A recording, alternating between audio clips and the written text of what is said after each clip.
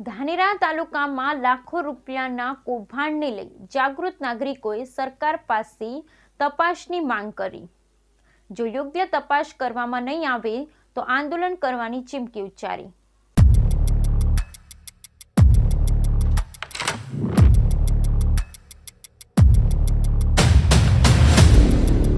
ધાનેરા તાલુકામાં આંગણવાડી repairing ગ્રાન્ટમાં pole 8500 રૂપિયાની ગ્રાન્ટમાં મસમોટી ગેરરીતિ આચરીને લાખો રૂપિયા ખિસ્સામાં જતા હોવાનો સૂર ઉઠ્યો છે। ગુજરાત સરકાર તપાસ કરે તો દરેક તાલુકે ગેરરીતિના ભૂત ધૂણે તેવી સ્થિતિ જોવા મળી રહી છે। ધાનેરા તાલુકામાં આંગણવાડી કેન્દ્રોના રિપેર માટે દરેક કેન્દ્ર દીઠ 8500 રૂપિયાની ફાળવણી કરાઈ છે। ત્યારે આ ખર્ચ રિપેર માટે કરવાની જગ્યાએ ગ્રાન્ટની પરિભાષા જ બદલી નખાઈ છે। રિપેરિંગ કરવાની જગ્યાએ ક્યાંક ટેબલ ખુરશી બલ્બ અને મેઇન સ્વિચ અપાઈ તો ક્યાંક ભીત પર એક હાથ ડિસ્ટમ્બરનો મારી કેટલાક ભીત ચિત્રો બનાવ્યા છે। અહીંયા મહત્વની વાત એ પણ છે કે મળત્યારે કામ આપીને આંગણવાડી કેન્દ્રમાંથી વાઉચર આપી રોકડ યા ફોન પે ગૂગલ પે દ્વારા નાણાં 8500 વસૂલી લેવામાં આવ્યા છે। જો હાલની બજાર કિંમત કામ અને આપેલ ચીજ વસ્તુઓની કિંમત ગણીએ તો માંડ 3000ની આસપાસ થવા જાય છે। બાકી ગોટાળા છે કે મીટિંગમાં તાલુકાના સેજાવાહી સુપરવાઇઝરના આદેશને વશ થઈ કેન્દ્રમાંથી 8500 રૂપિયા ચૂકવવા કેન્દ્ર સંચાલક મજબૂર બન્યા છે। ડરના મારે કેમેરા સાથે કશું બોલવાની કોઈ આંગણવાડી સંચાલકની હિંમત જ નથી। છુપા કેમેરામાં અનેક સંચાલકોએ સમગ્ર મામલે બળાપો કાઢ્યો છે। ધાનેરા તાલુકામાં લગભગ 100 કરતાં વધુ કેન્દ્રમાં રિપેરિંગ ગ્રાન્ટમાં લેભાગુ ખાનગી માણસ એ ઉપરી અધિકારીની મિલીભગતથી લાખોનું કરી નાખ્યાની ચર્ચા છે। ત્યારે સવાલ એ પણ ઊભો થયો કે આ સમગ્ર મામલે આ ખાનગી માણસો કોના છે? કેમ કેન્દ્રને ફરજિયાત 8500 આપવાની ફરજ પાડવામાં આવી રહી છે? વગર ટેન્ડરે કામ કરતો કે કેન્દ્ર પર ચીજ વસ્તુ આપતો માણસ છે કોણ? શું સરકારી ગ્રાન્ટનો દુરુપયોગ થતો હોવાની CDPOને ખબર નથી કે એમાં પણ કંઈક ગડબડ છે?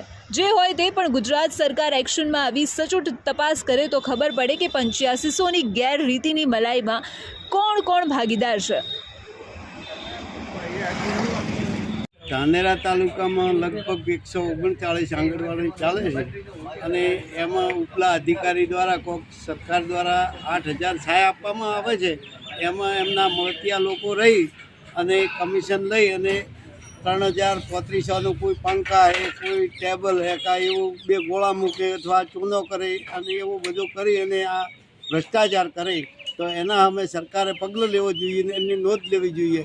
અને એવું અમે 4 થી 5 આંગણવાડીમાં પ્રત્યક્ષ જોઈને આવ્યા કે 3000થી 3500ની વસ્તુ મેલે અને 8000 રૂપિયા ઉપલા અધિકારી એને આપવાનું કહે છે। આંગણવાડી થકી બાળકોનું ભવિષ્ય ઘડવામાં આવતું હોય છે અને નાના બાળકો માટે ખૂબ મહત્વની એક એ સંસ્થા છે। સરકારે આંગણવાડી રિપેરિંગ માટે 8500 રૂપિયાની જે ફાળવણી કરી છે પણ અહીંયા આ જે અધિકારીઓ છે એ ચોક્કસ ભ્રષ્ટાચાર કરવાના ઈરાદાથી તેમના મળતિયાઓને એનો કોન્ટ્રાક્ટ ગુપ્ત રીતે આપી દીધો છે, કોઈ પણ છાપામાં જાહેરાત આપ્યા વગર અથવા ટેન્ડર મંગાવ્યા સિવાય। અને જે કોન્ટ્રાક્ટર જે ગુપ્ત રીતે લીધો છે તે લોકો માત્ર 3000, 2000 કે 2500 રૂપિયા ખર્ચો કરી અને ટીપટોપ કરતા હોય છે અને મોટા પાયે ભ્રષ્ટાચાર કરી રહ્યા છે, જેના થકી જે કામ થવું જોઈએ સરકારનો જે ઉદ્દેશ છે, મકસદ છે એની સાથે પૂર્ણ કરવાની જગ્યાએ ભ્રષ્ટાચાર મજા મૂકી છે। તો મારી સરકારની વિનંતી છે કે તમે જો નાના બાળકોને ભવિષ્યને ધ્યાન રાખતા હો, ભારતનું ભાવિ ઘડવા માગતા હો તો આંગણવાડીમાં જે ભ્રષ્ટાચાર થઈ રહ્યો છે તેની પણ તપાસ થવી જરૂરી છે અને જે જવાબદાર વ્યક્તિઓ છે તેની સામે કાનૂની કાર્યવાહી કરવી જોઈએ। કારણ કે આપણે એક મકસદથી ચાલીએ છીએ કે ભ્રષ્ટાચાર મુક્ત ભારત। જો ભ્રષ્ટાચાર મુક્ત ભારત કરવો જશે તો આવા જે મૂળમાંથી જે સડોપેઠો ભ્રષ્ટાચારીઓને આપણે સામે કાનૂની કાર્યવાહી કરવી ખૂબ જરૂરી છે। એટલે મારી માગણી છે કે આવા જે તત્વો છે, આવા જે લોકો છે, આવા અધિકારીઓ છે તેમને છાવવાની જગ્યાએ સરકાર કડક થઈ અને કાનૂની કાર્યવાહી કરે એ જ મારી વિનંતી છે। અસ્તુ। ગુજરાત સરકાર દ્વારા દરેક આંગણવાડી કેન્દ્રોને 8500 રૂપિયા આંગણવાડી રિપેરિંગ કરવા માટે ફાળવેલા હતા એવું જાણવા મળેલ છે। પરંતુ એવું પણ જાણવા મળેલ છે કે લાગતા અધિકારીઓના અમુક માણસો દ્વારા એક મિટિંગ કરી અને તેની અંદરથી એવું કહેવામાં આવેલું કે ભાઈ જે 8500 રૂપિયા ફાળવવામાં આવેલા છે તે તમે અમને આપી દો અને અમે જાતે રિપેરિંગ કરાવી આવશું. ખરેખર જાતે રિપેરિંગ કરાવવું તો વાત દૂર રહી, પરંતુ એ લોકો એવું કામ અંદર કર્યું છે. કોઈ આંગણવાડીની અંદર ખુરશી મૂકી, કોઈ ટેબલ મૂક્યા, કોઈ પંખો લગાવ્યો, કોઈ આગળ ચૂનો લગાવ્યો. ખરેખર આ લોકો ચૂનો લગાવવાનો સાચી વાત, હકીકત ચૂનો લગાવ્યો છે. સરકારને મારી બે હાથ જોડીને વિનંતી છે કે તમારો ઉદ્દેશ શું છે?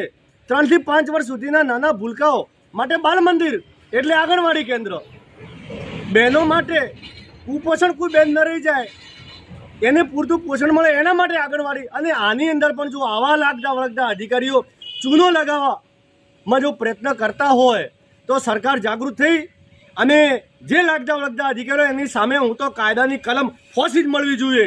અને જો સરકાર આની અંદર ઊણી ન ઉતરીને પાછી પાની કરી તો અમે પણ આંદોલનના માર્ગે અપનાવીશું અને જે લાગતા વળગતા જે કાર્યક્રમો કરવા પડે એ કાર્યક્રમો કરીશું. પરંતુ સરકારને મારી વિનંતી છે કે અમારે કાર્યક્રમ ન કરવા પડે, આંદોલન ન કરવું પડે, એ પહેલાં સરકાર સત્વરે જાગે અને આવા જે લાગતા વળગતા અધિકારીઓ છે કે એમના જે એજન્ટો છે એમને સબક શીખવાડે, જેથી કરીને અમે કાર્યક્રમ ન કરવો પડે અને આંગણવાડીની અંદર જે ચૂનો લગાવવાનો પ્રયત્ન કર્યા છે એમાંથી આંગણવાડીને બચાવે.